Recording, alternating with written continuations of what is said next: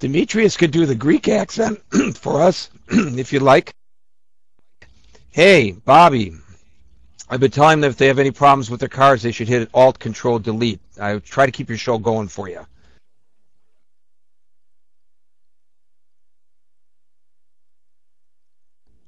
I apologize. I am there back. We go. Are we back now, Gary? You are back. Did you hear Sylvia's? Did you hear Sylvia's question, Bobby? Okay. Well, it's a good thing we weren't flying in the air, because we would all be dead by now, or we wouldn't care whether we lived or not. So those snafus do happen, although I got to tell you, from a standpoint of being on this end, it certainly does break your stride whenever you have some technical glitch like this. And I'll tell you what's really amazing. It's amazing to me that we can't produce an audio-video program when you compare that an automobile computer does so many functions on an automobile in real time, every day, day in, day out, with drivers that drive them in the rain, that park them in the cold and the hot. It's unbelievable. It just shows you, from a technological standpoint, how vulnerable the media is, but it also proves how strong and powerful a car computer is. So I'm glad that you're with me in the house, and for those of you who lost us for a few minutes there, we apologize. We are back. I was specifically talking about MPG and how I could help you increase MPG and gas mileage and performance in your automobile. And, that's really what I'd like to do. But I would absolutely love to hear from you, and I know that Syl posed her question. So if we have that question now, if Cynthia, if you had printed that, or if she would like to try to restate that question, we certainly would be happy to go back there and revisit and let me share my knowledge with everyone in the room. I got to tell you, in fact, Turbocharged is up. You want to turn the mic to Turbo? Let's turn the mic to Turbo and make sure that we've got a good connection here and we've got some interaction, so that I want to make sure that you all can understand the information that we provide for you here on Bobby Likis Car Clinic on Paltalk.com. Very important in today's economy and today's high gas prices, today's high food prices as well. Turbo, if you would, we'll give you the mic. Take the mic, please.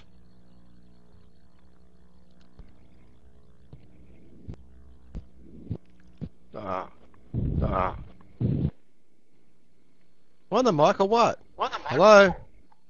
You are, yes. But I can hear myself. I don't like it. Well, I can hear you. You are on the mic. Go. Your comment, please. Can you turn your mic down? Because I can hear feedback.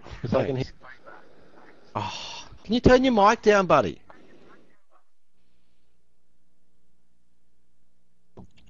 Turbo, are you in stereo mix? If you've been playing music on Paltalk, it's on your end. Oh, that's funny. Gary, no doubt you hear me well, and I can hear you as well. You're fine, Bobby. And see, we're talking at exactly the same time. Okay, that's great. Well, you know what we'd like to do is put Syl back on, and so we're going to turn the mic over to Syl, and Turbo has a mic issue. And Syl, thank you for your patience. I'd love to hear your question and your opinion now, so we'll turn the mic to Syl. Okay, thank you, Bobby. Well, my question was, I am in. Can you hear me? Yes. My question is that I am in Argentina, and we are very used here to use gas for cars. We don't use naphtha, oil. And this is really a very big difference. But now, the ethanol, there is a really very boom, with Brazil, Argentina, and they are producing also showing with American companies and European companies that are here. My question was, how do you see that it will be used or replace for all the countries, especially I think that it will develop in United States. California is doing really pretty good.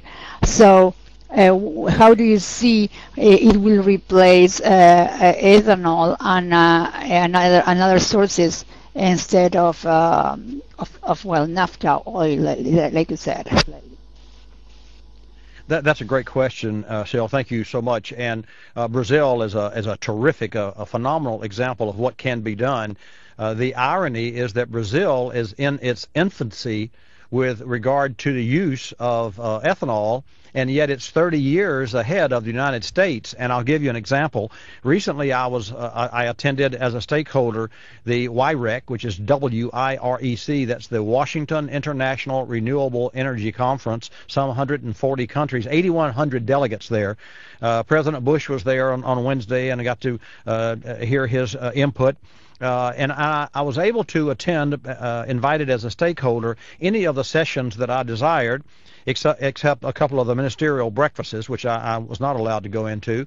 But for the most part, I learned that with Brazil, they're using, they're in the United States, we think of sales and marketing as a salesman to go out and get the low-hanging fruit. In other words, the easy pickings. And so if you were picking crops and you weren't a true worker, you would go through to fill your basket and you wouldn't reach down the low, if you were looking at from the trees, you'd get the low-hanging fruit and leave all the top.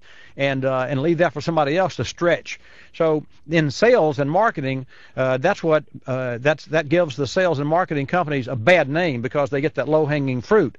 Well, believe it or not, Brazil has been getting the low-hanging fruit all this 30 years because they're using the sugar, the raw sugar extract from sugar cane, and they're not using what's called bagasse or what's left over. And the bagasse is the mulch that is left over after they crush the sugar cane and get the juice.